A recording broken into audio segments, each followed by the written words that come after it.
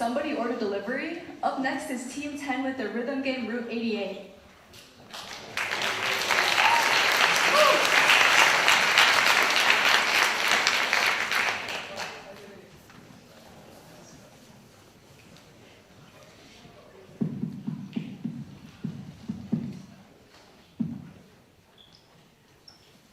Hello, we are Team 10. This is our game, Route 88. It's a rhythm parkour game. I'm Sophia, the producer/artist. I'm Orion, a programmer. I'm Kate, artist and programmer. I'm Kathy, the artist and programmer. I'm Kai, an artist. And I'm Derek, the sound designer. Yeah, so to go into the story of our game, you are a delivery person in China and you have to jump across buildings and do parkour in order to get your food delivered on time. And you have to do all of this while staying on beat to the music.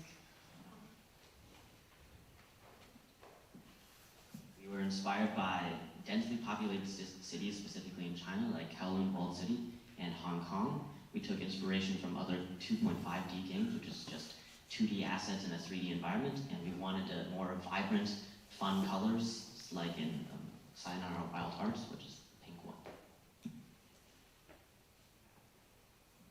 And here's our video.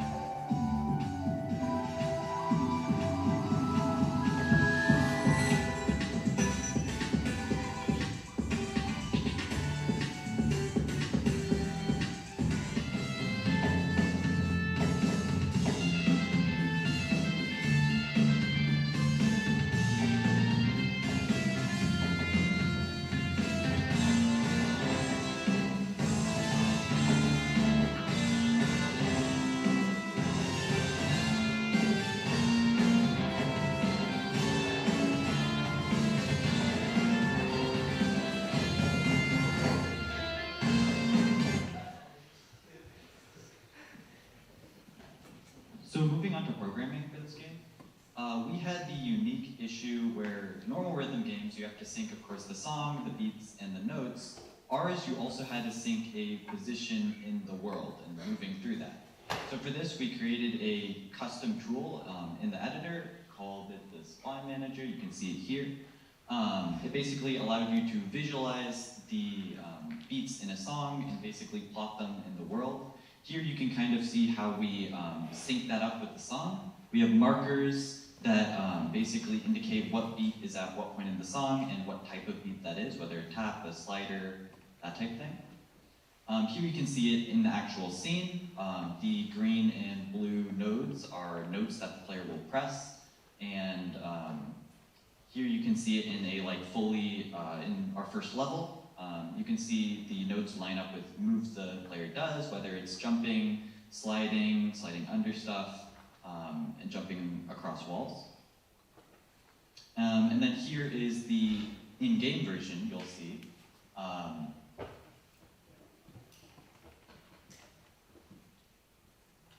And you'll see the notes would sync up with the beat, and you'll press it when you approach that.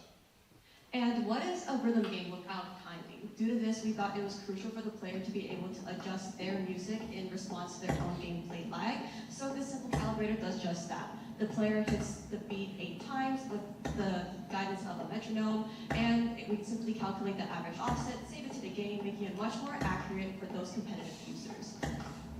Furthermore, we also have a unique level select system where you rotate the entire world and you're able to see what specific levels await you, from colossal cities to exciting festivals.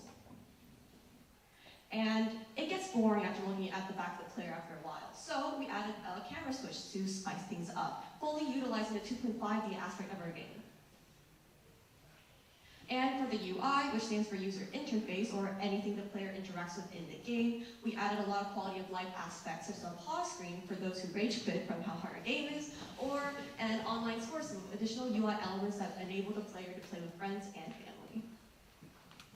Okay, next for the sound, because we have a rhythm game, we knew that we had to decide the direction of the music quite early on, because we would need enough time to make the music. And so, for inspiration, we decided, because our game is situated in China, we took a lot of inspiration from various modern-day Asian music, as well as more traditional sounds, such as the guzheng, which is used in a lot of the songs that I made for this game. Additionally, we looked at a lot of different rhythm games, such as Unbeatable, and then also more classical ones, which is to discover what is needed to make the player feel like satisfied with the game. And finally, this is just the interface I use to create sounds and like synthesizer sounds. It's called Serum, and it's my baby. I love it. Next, you already heard the 2 songs that we made for our first 2 levels. But here's just a demo of the tutorial stage that plays right before the beat drop.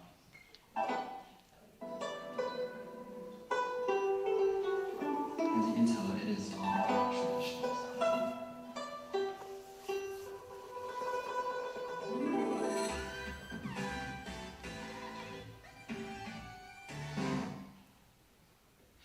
Next, for our sound effects, it was actually really tricky to make sound effects for this game because although I just dragged a simple crash for the hit sound, at first it was really distracting to the player, and so it was very hard to balance a sound effect that would feel good for player feedback, but also not distract the player too much.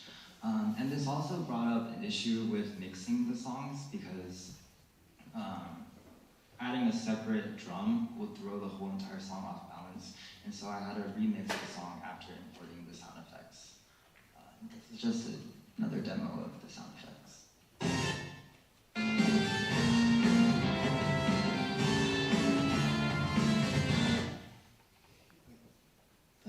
Finally, for Fmod, which Orion already briefly touched upon, we also use Fmod to create more player feedback. So this one is a mistake that we programmed in Fmod, which would temporarily cut down on the melody playing for a brief second if you made a mistake. And then the other one is a combo system. So I created a counter melody in which would only play if you had like a good combo and it was hitting perfects. And the music would also sound fine without it. So it's very interesting to create a counter melody. Yeah, so now for the art. As we said before, we are using 2.5D, which means the whole environment is 3D. We wanted to go for this super colorful, neon highlighted look for our first level, which is set during the day. You can see a couple of pictures here. There is also a side view of the environment as well. Yeah, and here you can also see 3 examples of the buildings that we used. Yes, but for the second level, we decided to switch things up a bit. It is set during a night market, and this one has more of a story to it. First off, you start in a traffic jam, which makes sense because that would explain why you need to deliver this food so quickly.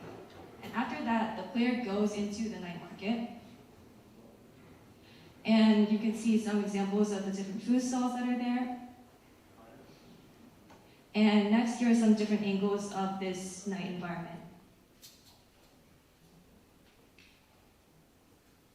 And we used Maya to make all these different buildings. We would originally use simpler buildings and then attach smaller assets onto them so that we could create lots of different varieties of these buildings for our very large environment. Furthermore, both me and Kate had experience in 3D and 2D art beforehand, so we decided to help out despite being programmers because art was the hardest aspect in the development process.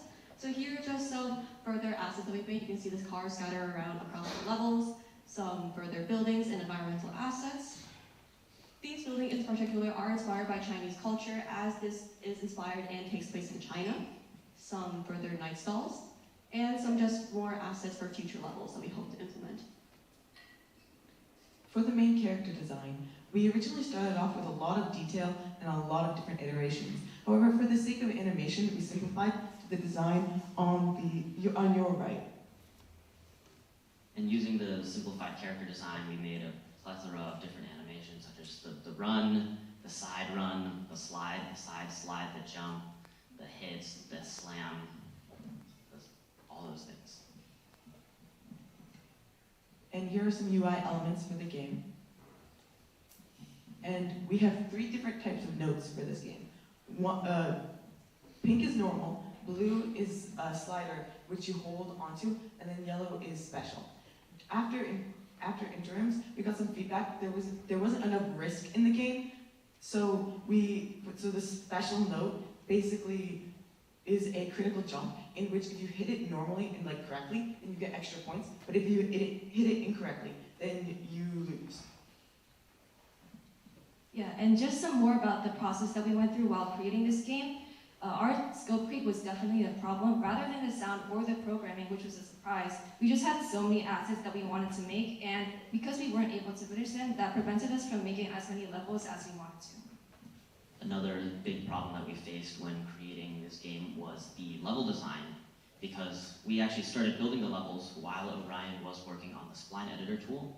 So as the level designers encountered more problems when designing these levels, we figured out more bugs within that spline editor tool, and then Orion went back and fixed that, causing us to have to go back and fix also the problems within the current spline. And we repeated that a couple of times, having to scrap a bunch of our work over and over for the levels to get those levels out. Yeah, despite these problems, we still ended up with a product that we're really proud of, and we all had really good communication throughout the process, which made the whole project really much easier. And this is a sneak peek for the level, the music for level 3.